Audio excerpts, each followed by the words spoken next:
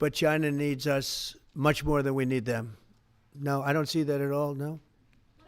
Maybe one more. And I had actually a very good meeting with President Putin a couple of weeks ago. We'll see if anything comes out of it. If it doesn't, we'll take a different stance. Judge today in California ruled that your deployment of National Guard troops to Los Angeles was illegal.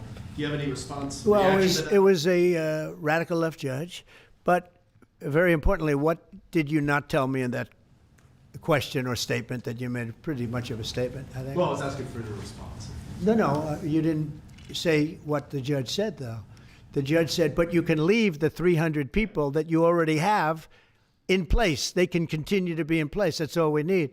But why didn't you put that as part of your statement? Because the same judge ruled exactly as you said, except the judge said that you could leave the 300 people that you already have in place. They can stay, they can remain, they can do what they have to do. Thank you very much, everybody. We appreciate it. Thank you. Thank you.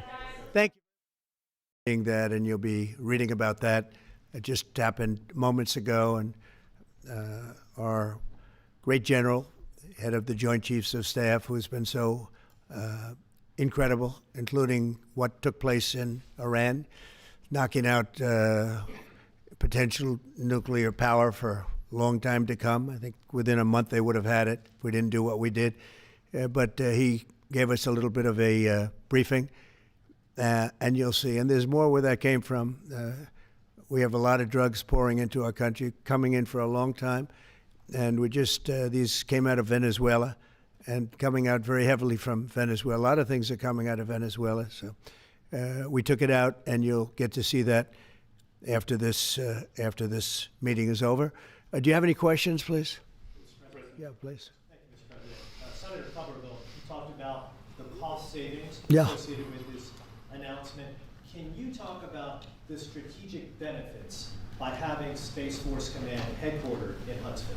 Well, it just works because we have so much else there. And having a central, you could call it a central command, but it really is a command station. Also, even locationally, where it is, and when you think about flying distances, if you can save a half an hour as fast as some of these planes go and things go, and even the rockets go, if you can save by having the best location. So we went out, as you know, to experts, and we had 4 different groups of experts. They all said this was the best location. I also loved it from the standpoint, I know the people of Alabama, they are great people, work hard, and there's no games, and they're very proud of it. And I would say they fought harder for it than anybody else also. A lot of states, 5 states really wanted it, but they wanted it more. And I kid you not when I say that these people, they spoke to me a lot. That's all they wanted to talk about. They didn't want to talk about the weather. They only wanted to talk about moving to this location, moving to Alabama, Huntsville in particular. So we're honored to do it. They really wanted it badly, and they got it. Peter? President Trump, something completely different, but about a big viral social media trend over the weekend. How did you find out over the weekend that you were dead? You see that? No. People didn't see it for a couple days. 1.3 million user engagements as of Saturday morning about your demise. Really? I didn't see that. You know, I have heard, it's sort of crazy, but last week I did numerous news conferences, all successful. They went very well, like this is going very well. And then I didn't do any for 2 days, and they said, there must be something wrong with him. Biden wouldn't do them for months. You wouldn't see him. And nobody ever said there was ever anything wrong with him, and we know he wasn't in the greatest of shape. No, I heard that. I get reports. Now, you knew I did an interview that lasted for about an hour and a half with somebody, and everybody saw that was on one of your competitors. I did numerous shows, and also did a number of truths, long truths, and I think pretty poignant truths.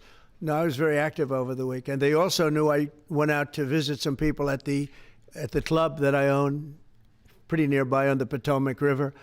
And no, I've been very active actually over the weekend. I didn't hear that one. That's pretty serious stuff. I'm glad it's Well, it's fake news. You know, it's just it's so fake. That's why the media has so little credibility. I knew they were saying, like, is he okay? How's he feeling? What's wrong? I said, I just left. And it's also sort of a longer weekend, you know, it's Labor Day weekend. So I would say a lot of people, no, I was very active this Labor Day.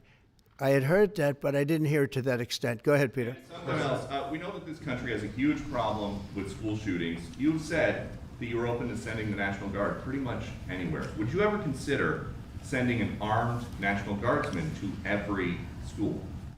Well, we have a big problem with school shooting, but we also have thousands and thousands of schools that run perfectly. You know, they talk about you can do things construction-wise, and that's really, I think nobody knows more about construction than me. You can build the construction doors. You can build what they call safety doors, where they lock on the outside, the inside, and every place else. Well, but if one of these lunatics happens to get through, then the police can't get in. Then they're looking for keys all over the place, and it takes a lot of disadvantages to doing, spending billions and billions of dollars and actually making it safer in some way for some of these lunatics that we're dealing with. But I don't think so. I've thrown out the concept. We have great teachers that love our children. The parents love the children. Teachers love the children too. And if you took a small percentage of those teachers that were in the military, that were distinguished in the military, that were in the National Guard, et cetera, and you let them carry, that's something that a lot of people like. I sort of liked it. I'd have to be studied, but they're trained. They know about weapons. You can't do it with every teacher because most teachers don't know, but I always thought that would be an alternative. But it just, we've had a lot of instances. Other countries have also. They have different kinds of problems than we have, but we do have, there's something going on, and it's a bad thing. Yes, please. Have you spoken with President Putin in the past week? Have you spoken with President Putin? Yeah, I don't want to. I have learned things that will be very interesting. I think in the next few days you'll find out. Will there be any consequences if there isn't some type of announcement of a meeting with President Putin and President Zelensky? Yeah, there will be. We're going to see what happens. We're going to see what they do and what happens. I'm watching it very closely. Last week, they lost 7,000, between the two countries, 7,313 soldiers, to be somewhat exact, for no reason whatsoever. And they're Russian and they're Ukrainian, but, they're soldiers.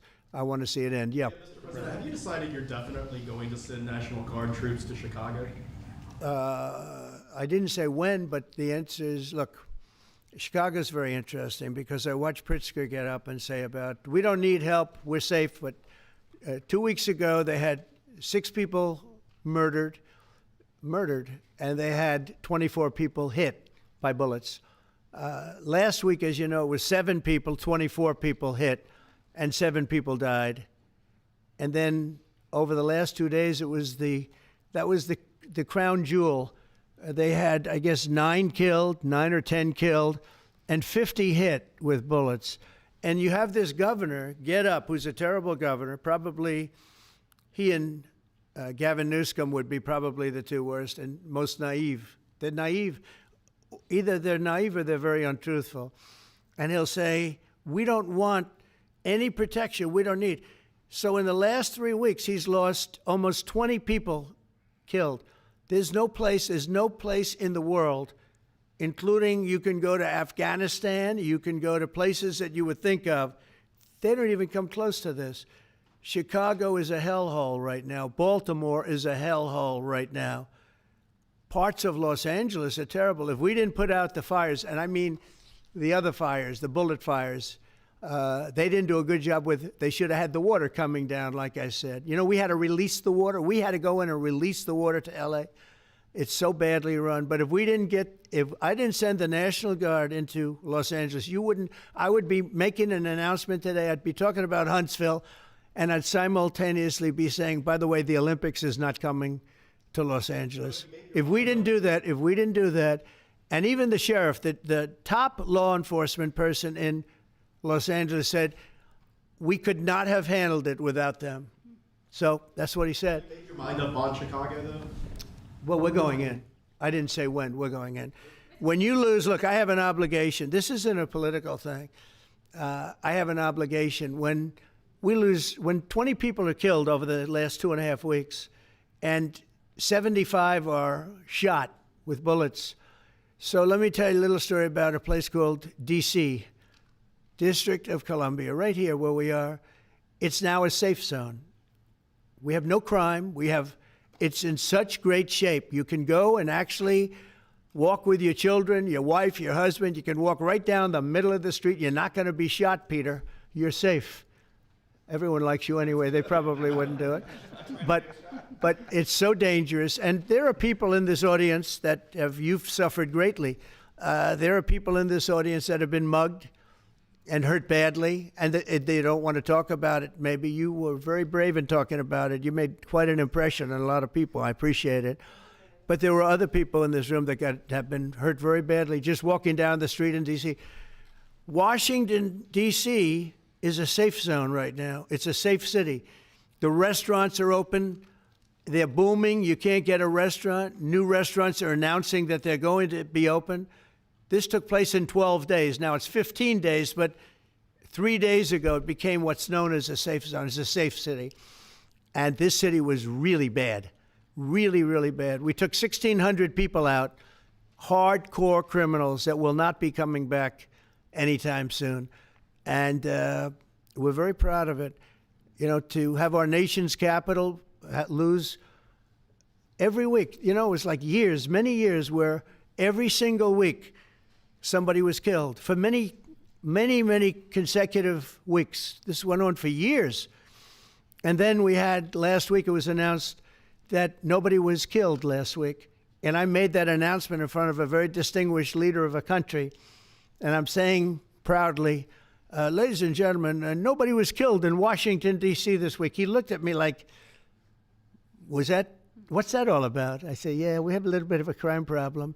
And we don't have a crime problem in Washington anymore. And the mayor has been very helpful, and the police commission has been very helpful, and it's been a great team. And I would love to have Governor Pritzker call me. I'd gain respect for him and say, we do have a problem, and we'd love you to send in the troops, because you know what? The people, they have to be protected. I saw today on one of your networks, not a friendly network, except really the opposite, I would say, very unfriendly network. And they interviewed about 12 people on this morning. Most of them were African American, they were black. And they were saying, please, please, please let the president send in. These were people from Chicago. Please, we need help. We need help. We can't walk outside. We're petrified. If the governor of Illinois would call me up, I would love to do it. Now, we're going to do it anyway. We have the right to do it because I have an obligation to protect this country.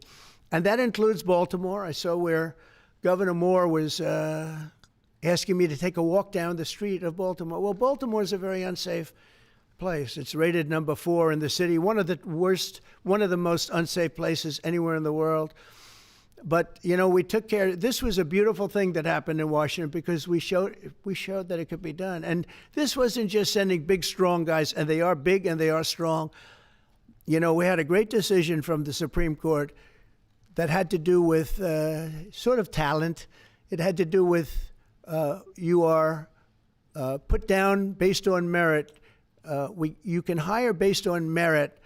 So merit for a soldier or for a policeman is strong, physically fit, having a certain ability, not a person that is woke and got the job through woke, but wasn't strong enough to lift a gun out of the holster, et cetera, et cetera. No, I looked at the police. As you know, last week I went over, we had a meeting there had to be 300 people, and they were all very impressive looking. And when the bad guys see them, they're not going to do a thing. And so I'm very proud of Washington. It serves as a template, and we're going to do it elsewhere. But Chicago is certainly going to be high. I would love to have him call. I would love the governor of Illinois. I'd be honored to take his call. All he has to do is say, sir, we need help. It's out of control. And everyone knows it is. He's not kidding anyone. I would love to have, I would say, Governor Moore call, because I watched him over the weekend trying to explain that Baltimore, what they need is housing. No, they don't need housing. They need to get rid of the criminals. These are hardcore criminals. You know, we took many people off the streets of Washington, D.C. They're hardcore. They're not going to be good. in 10 years, in 20 years, in 2 years, they're going to be criminals. They were born to be criminals, frankly. They were born to be criminals, and they're tough and mean, and they'll cut your throat, and they won't even think about it the next day. They won't even remember that they did it. And we're not going to have those people. Washington, D.C. is now a safe zone. It's a safe place, and you can walk, Katie, you can walk right down the street with, by the way, one of the biggest human beings I've ever seen, which is her husband. He was a football player for like 11 years in the NFL. He's a big person. But big doesn't mean anything when they have guns and when they have knives and everything else that they have, right? But you can walk right down the street, even by yourself, and you're totally safe. Washington, D.C. is a great thing. Yes, ma'am, please. Mr. President, as you're calling on Democratic leaders across the country to work with you on crime, do you see your efforts here in D.C., including, for example, working with Mayor Bowser here as a model for bringing more bipartisanship in matters not only with crime, but also issues that matter to everyday American people's lives? So Mayor Bowser's been great. She could have taken the thing, oh, well, and then after I clean it up, they'll take credit for it. You know what they do is they take credit. Like, we cleaned up Los Angeles. We did a great job there. And it was overwhelming what was going on. And again, the police chief made a statement that we could not have done, there's no way they could handle it. You saw what was happening out there. It was going to be a disaster. We stopped it cold. If we didn't do that, would have been a very sad day. And you know, remember, we have the Olympics, we have the World Cup, we have all these things coming, and we have 250, all of these things coming. But I watched Newsom get up and say he's doing a great, he's not, we're the ones that did it, and that's okay, whatever it takes. But the main thing is but he got up and said, we did it. Well, he didn't want us there, and he's going to need us again because it's starting to form again. I see it. It's starting to form again. You know, we have to maintain. It's like maintenance on an airplane. You can buy it, but you have to maintain it. And if you don't maintain it, a good plane becomes very unsafe very quickly.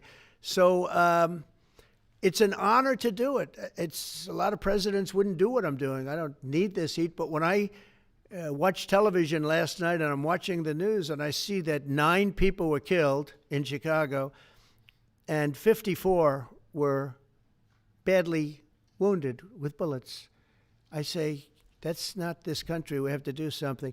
And I do say this, I say this very much. I'm not speaking to anybody but them right now.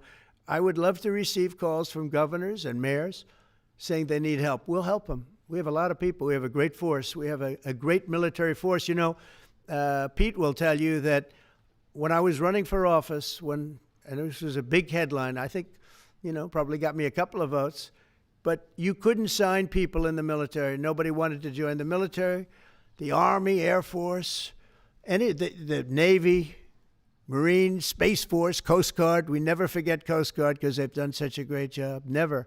But nobody wanted to join any of them. We were way below what we wanted. Every single one. The closest was the Marines, whatever that is. You'll explain that to me. But the closest was the Marines. But every service was way down, way down. And then I got elected, and our country's the hottest country anywhere in the world right now. Everybody's talking about the USA. They're talking about the job that we're doing. Everybody. We have the best economy. We have a very, very important decision being made by the Supreme Court because our country is the richest, the strongest, the most powerful. But if for some reason some liberal court, I'm talking about the court that just ruled, where even an Obama judge voted in favor of us, which I gave him a compliment yesterday, as you know. I said that took great courage. But it's a liberal court, and it's going up to the Supreme Court, who I think have been incredible people. I think they've made very wise decisions. But the tariff question, because without the tariffs, this country is in serious, serious trouble. We've taken in almost $17 trillion of investment is coming in. Most of it is coming because of tariffs. And if for some reason somebody wanted to be politically correct, I actually think it's unpolitically correct. I think politically correct is to approve it because there's nothing so popular as what's happened to our country. Our country is doing so well. But we had a liberal court gave us a very shocking ruling, and that ruling is basically saying that the trillions of dollars that are pouring into our country, putting us in a position like no country is anywhere in the world, that they'd like to see us that taken away. By the way, a lot of the people behind that lawsuit, that particular, are from foreign countries. I might add.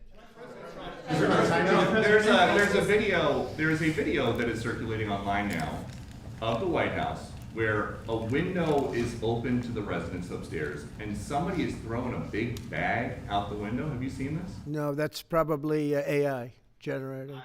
So Actually, you can't open the windows. You know why? They're all heavily armored and bulletproof. So that's a fake video. Well, it's got to be, because I know every window up there. The last place I'd be doing it is that, because there's cameras all over the place, right? Including yours. No, but every window, I've never seen a window that's, in fact, my wife was complaining about it the other day. She said, love to have a little fresh air come in, but you can't. They're bulletproof.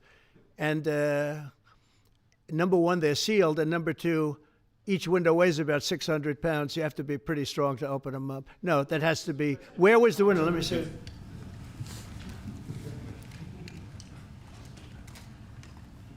Maybe from the renovations? Which is the window?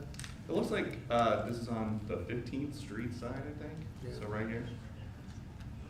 Yeah, those windows are sealed. Those windows they're all sealed. You can't open them. What you were saying regarding the federal. It's the kind of thing they do. And one of the problems we have with AI, it's both good and bad. If something happens really bad, just blame AI. But also they create things, you know, it works both ways. If something happens that's really bad, maybe I'll have to just blame AI. But there's truth to it, because I see so many phony things. I saw something as I was growing up, from the time I was a baby till now. I said, who did that? It was AI generated. So it's a little bit scary, to be honest with you. But those windows are all very heavily sealed. Thank you, Mr. President. I want to follow up with what you were saying regarding that federal appellate court that ruled against you and your administration as it relates to your ability. Well, they ruled against our country, the court, and they ruled against us before. It's a very liberal court. You called it highly partisan in your Well, social it certainly media is. posts. It certainly and in is. fact, it was along ideological lines, 7-4. Well, except that we actually got one of the Obama judges that was appointed by President Obama voted in favor of the tariffs, because he felt it was imperative for our country to thrive and survive even. And I gave him credit. I said, you know what? That took a lot of courage for him to do it, because you don't see that often. So my question is, I suspect you're going to appeal that all the way to the Supreme Court. Well, we already have, yeah.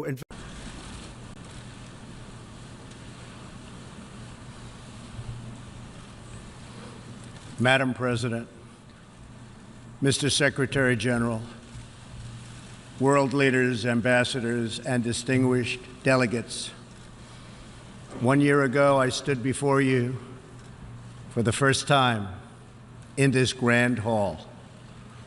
I addressed the threats facing our world, and I presented a vision to achieve a brighter future for all of humanity. Today, I stand before the United Nations General Assembly to share the extraordinary progress we've made. In less than 2 years, my administration has accomplished more than almost any administration in the history of our country. America's so true.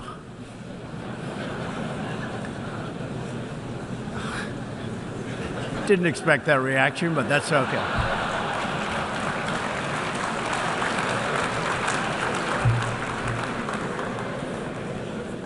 America's economy is booming like never before. Since my election, we've added $10 trillion in wealth. The stock market is at an all-time high in history, and jobless claims are at a 50-year low. African American, Hispanic American, and Asian American unemployment have all achieved their lowest levels ever recorded. We've added more than 4 million new jobs, including 500,000 manufacturing jobs.